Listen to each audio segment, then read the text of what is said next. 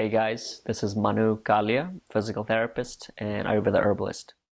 Today I wanted to answer probably one of the most common questions I get asked in my practice regarding recovery after injuries.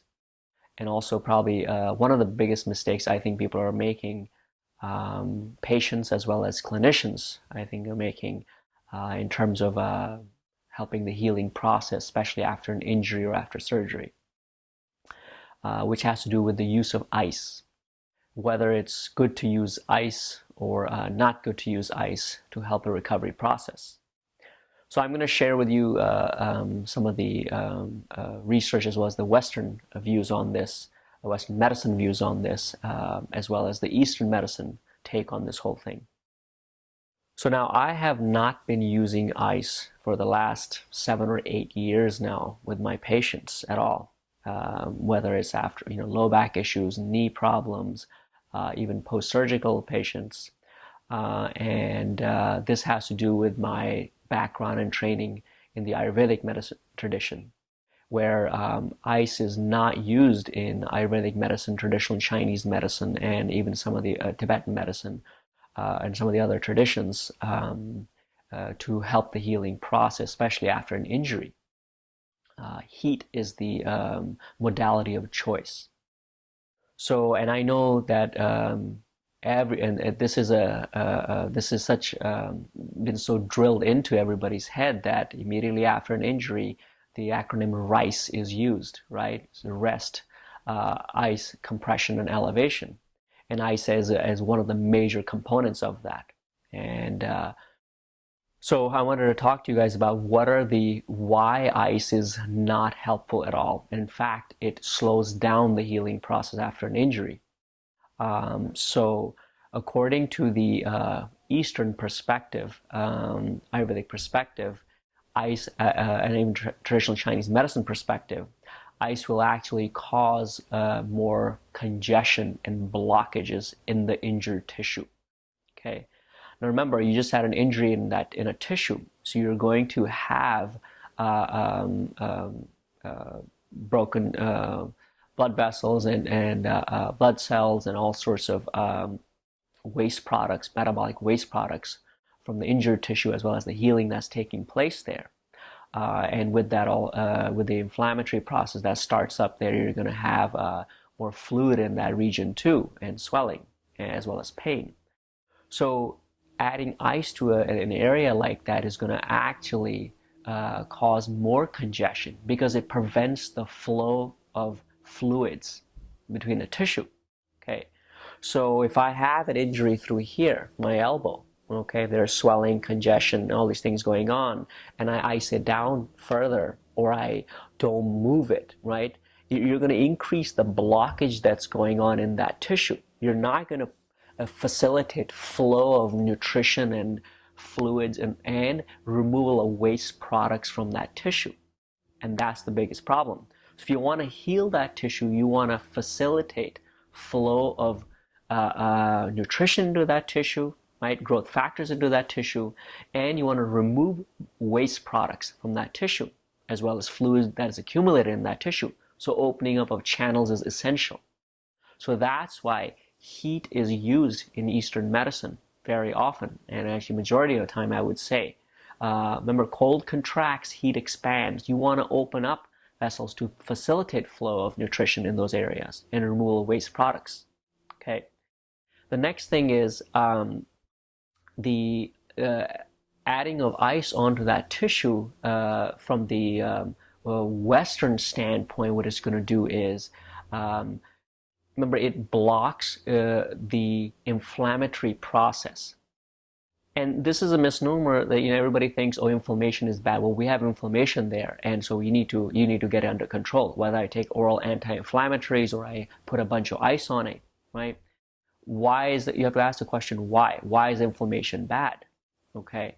Remember, inflammation is a natural response of your body to an injury or something that's going on in that tissue. Okay. So your body has its own intelligence, it's been designed over millions of years. Okay, when you have an injury, it causes inflammation, right? There's a purpose behind inflammation, which brings in, prostaglandins, brings in macrophages, which are large cells that basically gobble up the broken down dead tissue and remove that waste product. And those macrophages with them also bring in growth factors, which help the healing process, okay, repairing of the tissue. So by blocking that inflammatory process, you are actually hindering that repair process, removal of waste products, as well as the growth factors that come in to help repair the tissue. The next thing you do is, and this is documented, and now if you look around research, this is documented, and in fact there's a bunch of studies also I recently read which support everything the Eastern medicine's been saying for so long, that ice does not facilitate the recovery process, and it does break down, and that inflammation is important for facilitating that or improving that healing process and to make that healing process take place. Okay, so not only will ice, as I was saying, will break down that whole inflammatory process, removal of waste products, as well as the growth factors that come in to repair the tissue, right? Adding of ice actually increases leakage of fluid, interstitial fluid, back into the tissue. Okay, now remember, fluid or swelling that's within a tissue is removed by your lymph system. Okay, you have basically two systems going on. You have your circulatory system, and in that you have your heart, your arteries, your veins, circulation of blood. And then you have your lymph system, which is a one-way system. It removes excess fluid back into the circulation and or remove fluid out of an area. So that's a one-way system, and it works. It's like a pump system, which is regulated by the muscles around those lymph vessels, which contract to bring fluid back up into circulation. So the ice will actually increase the swelling in that area. Okay, so if you're using ice just to numb the area to make yourself feel better temporarily, fine. Then you can continue using ice. Okay. But long term, it does not help the healing process. In fact, it hinders the healing process and will cause more problems. Better alternatives would be, and this is especially more from the Eastern perspective, would be more, you want to reduce the swelling, right? Whether you're doing massage in that area or some form of compression to that region, not necessarily locally, if you can tolerate it locally, but even distally further down, right? If I cause compression through here or I massage through this region, I facilitate flow of fluid back out of that region, okay? Or waste products or swelling out of that area, and I bring in circulation into that area, right? To help heal the tissue. So one is that, right? Massage or some form of compression to facilitate that. The second thing is going to be look at movement. If I can tolerate movement, if the injury isn't too severe, you want to get that area moving also. Of course, unless you have some surgical restrictions and stuff, you want to follow those also. But you can move areas away from that injured tissue to help move the fluids in that area. Okay. The other thing, looking at it from the Eastern perspective, is application of heat would be a great idea, right? As I said, cold contracts, heat expands, right? Which will help, not only will pain management, but it can also help facilitate, open up the blood vessels and capillaries and facilitate flow of nutrition and fluids, as well as opening up energetic channels to help the healing process. So so application heat, whether a hot pack or, for that matter, doing a soak, for example, with Epsom salt in it. Remember, Epsom salt is magnesium based. It also helps with pain, or actually spasms, and it'll help with the swelling too. You can even add some baking soda to that, as well as ginger. Ginger is a very good pain reliever too.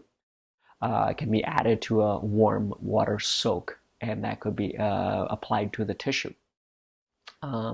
So internally, herbs or herbal formulas can be taken and are given in Eastern medicine. One, to reduce the swelling, open up the channels, remove blockages, right? Remove waste products, and pain control, Okay, and so if I have all those things going on, your body will do what it needs to do. Body has a cellular intelligence in it, right? Which it knows exactly what it needs to. You just need to give it a little bit of help to facilitate or help the process. Okay, so if I open up those channels, remove blockages, remove waste products, remove the swelling from that area, right? Bring in fresh nutrition and blood flow and things to that tissue, injured tissue, right? Control the pain, get some movement going in that tissue, muscular contraction around that region or locally, right? It'll help heal the tissue. Okay, and there are specific herbs there that also actually target specific muscle tissue or bone tissue to help heal that specific tissue also. So I hope you found that helpful. I've been using, as I said, heat with all my patients for the last 7 to 8 years, and this is not that I'm doing something so novel. This has been done in Eastern medicine for thousands of years. Traditional Chinese medicine, Ayurvedic medicine, and various other systems. It's just for the last 30, 40, 50 years, people have been using more and more ice. And now there's more and more research. There's research out there specifically saying that ice does not help the healing process, and that it'll actually hinder the healing process, or icing down an injured tissue, okay, or blocking that inflammatory process of that injured tissue from taking place. So keep that in mind and think about any questions you might have. And as I said, I have had great success with all of my patients recovering faster and having better outcomes, long-term better outcomes.